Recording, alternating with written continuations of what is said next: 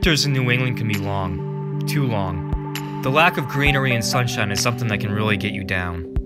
I'm not a big fan of the cold, the snow, or the short days. Sometimes I get a little cabin fever. I'm the guy who always starts his plants way too far in advance for the summer growing season. Gardening can be rewarding. Every day you check your plants, you'll see new growth. You see change. This episode explains my dislike for winter and my love of gardening, and how it jump-started my life as a part-time entrepreneur. Let's do this. I watch a lot of YouTube videos. I probably watch YouTube more than I watch anything else. Anything you want to learn, you can probably learn it on YouTube. I started watching a lot of videos about growing indoors. There are some great channels out there, many that I've really enjoyed, but unfortunately, some of them no longer post new episodes. I found a ton of information about growing with hydroponics. It wasn't long before I became well versed in the technology.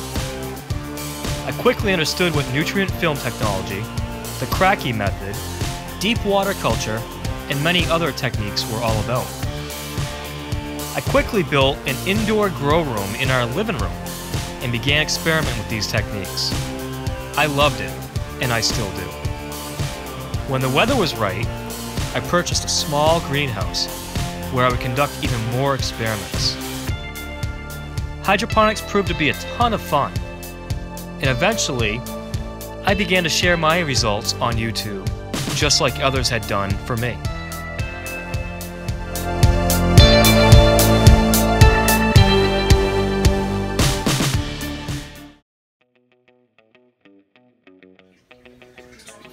Can you grow hydroponic watermelons? Well, so far it looks like you can. I've got 2 watermelons in these 5-gallon buckets. They're deep water culture, hydroponic. And I've got pretty good sized watermelons on a lot of these spots. Most of them had died off, but some of them just keep on keeping on. So we'll see how this does. Up here is a real good size one. You can see my hand that's getting up there. I'll probably have to build some sort of support structure. I'm thinking I might try some sort of net where I can build platforms for each one. We'll see. But hydroponic watermelons, it looks like it can be done.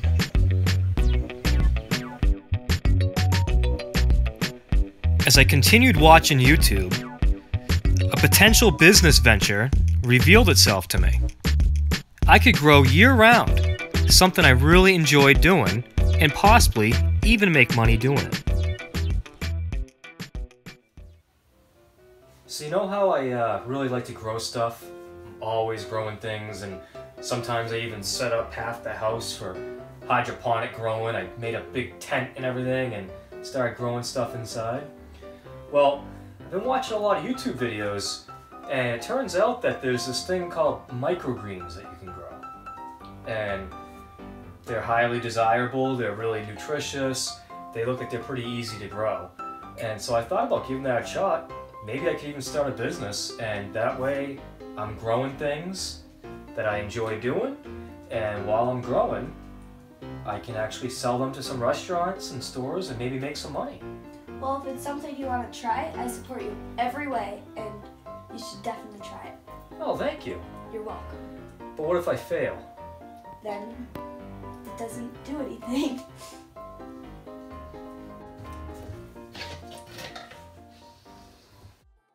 Within 2 weeks of my decision to grow microgreens as a business, I was off and running. This is cilantro, and this is something I started recently that has worked extremely well, where I plant the cilantro dry and then cover it with a little bit of soil, and then I get basically no seed holes. I mean, they're almost non-existent.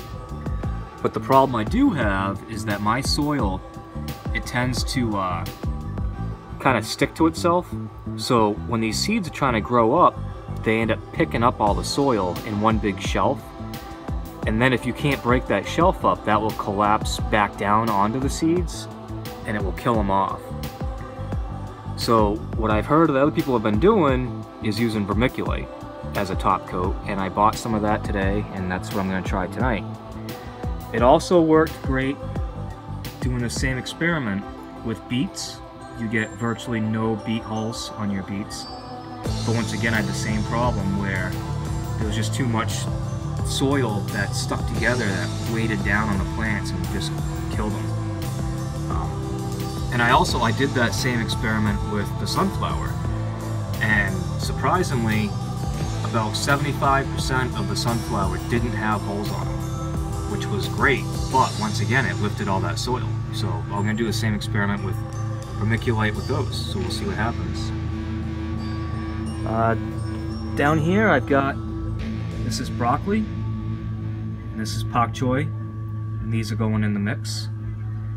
And so I'm gonna harvest up a bunch of this stuff, and I'll take some photos of how I'm gonna plant a couple more things. So we'll see how that goes. All right. Growing microgreens and sharing my results with everybody on YouTube has been a ton of fun. It's something I really enjoy doing.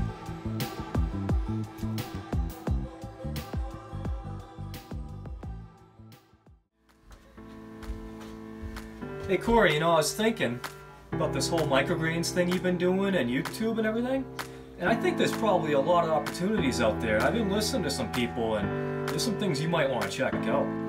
Really? I'd be interested in hearing all about